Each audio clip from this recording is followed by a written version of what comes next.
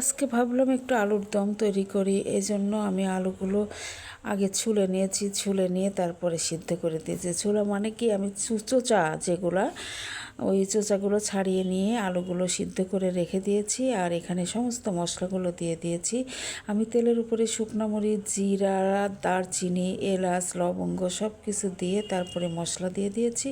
মশলা আদা বাটা, রসুন বাটা, পেঁয়াজ বাটা, হলুদের গুঁড়া, মরিচের গুঁড়া, টক দই, লবণ, হলুদ সব কিছু দিয়ে দিয়েছি আমি। দেখেন এখন টক দইও দিয়ে দিচ্ছি। অলরেডি আগে দিয়েছিলাম, এখন আরেকটু দিয়ে দিচ্ছি টক দই। তো টক দই দিয়েই আমি আজকে রান্না করব। আমি কিন্তু তেঁতুলের টকটা দেই বেশি। আজকে ভাবছি একটু টক দই দিয়ে রান্না করি, সেই জন্য টক দইও দিয়ে দিলাম। দিয়ে এখন খুব ভালোভাবে আমি মশলাটা কষিয়ে নেব।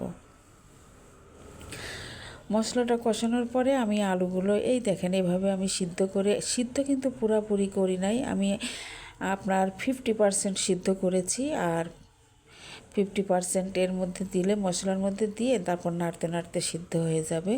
এখন আমি দিয়ে দিলাম। আলুগুলো কিন্তু ভেজে নিতে পারেন, আমি আজকে ভাজি নাই, আমি অন্য দিন ভেজে নিই, আজকে কিন্তু ভাজি নাই। আলুগুলো আলাদাভাবে তেলের উপর দিয়ে ভেজে নিতে পারেন।